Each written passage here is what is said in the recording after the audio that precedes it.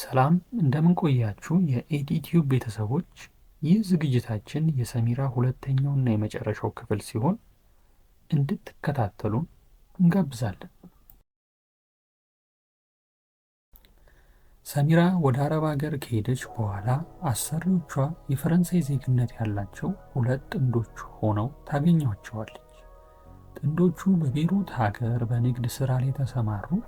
በቀን ውስጥም ብዙ ጊዜያቸውን በቢሮአቸው የሚያሳልፉና በዛ ላይ ልጅም ስላልነበራቸው ስራው በጣም ቀላልና ብዙ ጊዜዋንም በእረፍት ታሳልፍ ነበር። ቤይሩት ከገባች ጊዜ በኋላ የሱሌማንና የሰሚራ ግንኙነት አልተቋረጠም ነበር። ብዙ ጊዜ በድምፅ አልፎ አልፎም በቪዲዮ ያወሩ ነበር። አንድ ቀን ታዲያ ሱሌማን ድፍረቱን አሰባስቦ እንደሚያፈቅራት ይነግራታል። ሰሚራ ይህ ስሜት እሷ ልብ ውስጥም እንዳለ ነግራው ሐሳቡን በደስታ ትቀበላለች። የሱሌማንና የሰሚራ ግንኙነት በዚህ መንገድ ቀጥሎ ከ3 ዓመት በኋላ ስትመለስ ሰርግ እንደሚያደርጉና እስከዛው እሷም እየላከችለት እሱም ተጨማሪ ስራ እየሰራ ትንሽ ነገር ለመያዝ ይወስናሉ። ሰሚራ አሰሪዎቿ ብዙ ጊዜ ቤት ስለማይውሉ የሰጧትም ነፃነት ስላለ ሱፐር ማርኬት እየሄደች የሚያስፈልጓትን ነገሮች ትገዛ ነበር። ይህ ነው ሕይወቷን ወዳልሆነ አቅጣጫ የቀየረው። አንድ ቀን ወደ ሱፐር ማርኬት ስትሄድ አብዲ ከሚባል ኢትዮጵያዊ ጋር ትተዋወቃለች። ትንሽ ካወሩ ከተጨዋወቱ በኋላ አብዲ ሱፐር ማርኬት እንዳለው እሱ ጋር መታ ብትሰራ ተጨማሪ ገንዘብ እንደሚከፍላት አውርቷት ስልክም ተለዋውጠው ይለያያል። በዚህ ጊዜ ታዲያ ሌላ አረብ ሀገር ያለች ጓደኛዋ ጋር ስለ አብዲ ስራ ሊያሰራት እንደሚችልና አሁን ከሚከፈላትም 2 እጥፍ እንደሚከፍላት የነገራትን ታጫውታታለች። ጓደኛዋ ሐሳቡን አልወደደችውም እና ብዙ ችግር ሊኖረው እንደሚችል ስትነግራት ሰሚራ የጓደኛዋን ሐሳብ አልተቀበለቻትም ነበር። ሰሚራ ከአብዲ ጋር በተደጋጋሚ መደዋወል የሰው ናፍቆትም ስላለ ብዙ ጊዜ በአካል ይገናኙም ነበር። ከዕለታት አንድ ቀን የሰሚራ አሰሪዎች ፈረንሳውያን ጥንዶቹ ወደ ፈረንሳይ ለቤተሰብ ኢመርጀንሲ ሊሄዱ እንደሆነና ለ1 ሳምንት እንደማይኖሩ ነግረዋት ለአንዳንድ ወጪም የሚሆናትን ገንዘብ ሰጥተው ወደ ፈረንሳይ ይሄዳሉ። በዚያን ጊዜ ሰሚራ ከአብዲ ጋር ስታወራ አሰሪዎቿ ወደ ፈረንሳይ እንደሄዱ ለ1 ሳምንትም እንደሚቆዩ ትነግሯለች። እሱም ቤት መምጣት እንደሚችል ሲጠይቃት እሷም በሐሳቡ ትስማማለች።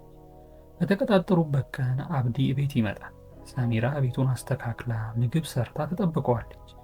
እየበሉ አሰሪዎቹ የከፈቱትንም ወይን አብረው እየጠጡ ስለ ብዙ ጉዳይ ያወራሉ።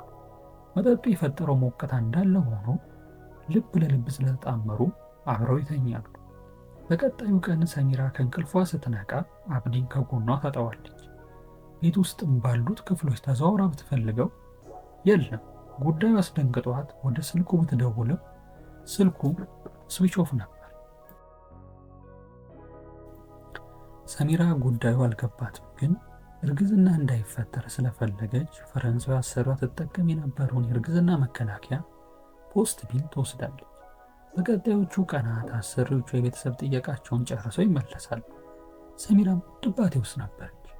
ሱሌማንም ድምጿ ተቀይሮበት ስለነበር በተደጋጋሚ ምን እንደተፈጠረ ቢጠይቃትም ስለተፈጠረው ነገር ምንም አልነገረችውም ነበር። ሰሚራ ከሳምንት በኋላ ራሷን አረጋግታ እንደታለለች አምና ሕይወቷን ትቀጥላለች። በዚህ ጊዜ ታዲያ አንዳንድ የሰውነት ለውጦች፣ ማስመለስና ማቅለሽለሽ አልፎ አልፎ ያጋጥማት ነበር። በዚህ ወቅት ደንግጣ ከወር በፊት የወሰደችውን ፖስት ፊል ስታየው ከ3 ዓመት በፊት ኤክስፓየርድ ማድረጉን ስትመለከት በድንጋጤ ደርቃ ትቀራለች። ሰሚራ ከቤት ወጥታ በፍጥነት ከአብዲ ጋር ወደ ተገናኙበት ሱፐር ማርኬት ሄዳ የሚያውቀው ሰው ካለ ብላ ስትጠይቅ አንድ ኢትዮጵያዊ እንደሚያውቀው ይነግራታል።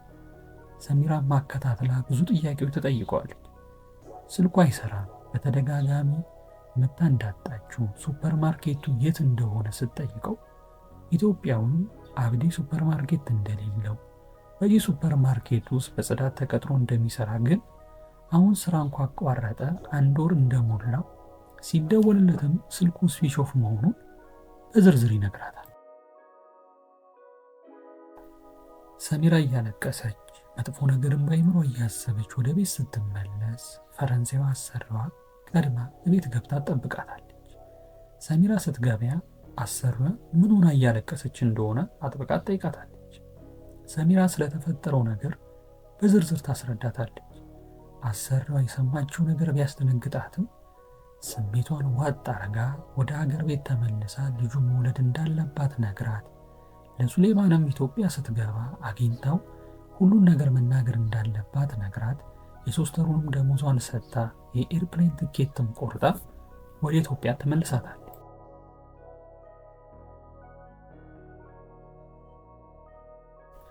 ሰሚራ ከቤሩት ወደ ኢትዮጵያ ከገባች ከ2 ቀናት በኋላ ሱሌማን ጋር ደውላለት ከአረብ ሀገር እንደተመለሰች ያለችበትንም ሆቴል ትነግረዋለች። ሱሌማን በደስታ በተደበላለቀ ስሜት ውስጥ ሆኖ ወዳረፈችበት ሆቴል ሄደ። ሲገናኙ ፍቅሩም ናፍቆቱም ለ2 ዓመት አለመታየቱም ስላለ ተቃቅፈው ያለቅሳሉ። ስሜቱን አረጋግቶ እንዴት ከተነጋገሩበት 1 ዓመት ቀድማ ለምን እንደመጣች ለምንስ ስትመጣ እንዳልነገረችው ግራ ገብቶ ይጠይቃታል። ሰሚራ በትልቅ መሸማቀቅ ውስጥ ሆና እያለቀሰች የተፈጠረውን ነገር ሁሉ ትነግረዋለች። ሱሌማን ይህንን ሰምቶ ደርቆ ይቀራል። ባለፈ ሕይወቱ ባጋጠመው መከዳቱ በዚህም ሕይወቱ መደገሙ ልቡን ይሰብሯል። ምንም ሳይነግራት እያለቀሰ ከያዘችው ክፍል ወጥቶ ይሄዳል። ሰሚራ እያለቀሰች ይመሻል። ሁለሌት ላይም እንቅልፍ ይወስዳታል። በንጋታው የሆቴሉ በር መንኳኳት ከተኛችበት ይቀሰቅሳታል። ሱሌማን ይሆናል ብላ ተጣድፋ ስትከፍተው አስተናጋጁ ነበር። አንድ ሰው የላከላት በፌስታል የተጠቀለለ ዕቃ እንዳለ ሰጥቷት ይሄዳል። ስትከፍተው ገንዘብ ነው።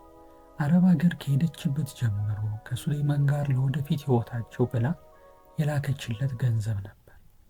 ከዛ በኋላ ሱሌማንና ሰሚራ ተገናኝተው አያውቁ። ሰሚራ በአሁኑ ሰዓት ልጇ 5 ዓመት ሆና በአዲስ አበባ ውስጥ አነስተኛ የልጆች ልብስ ቤት ከፍታ እየነገደች ትገኛለች። በሰሚራ ታሪክ ላይ ያዘጋጀነው ፕሮግራም ይህንን ይመስላል። በቀጣይ አዳዲስ ፕሮግራሞች እስከምንገናኝ ላይክ፣ ሰብስክራይብ እያደረጋችሁ ጠብቁን። ሰላም ቆዩ።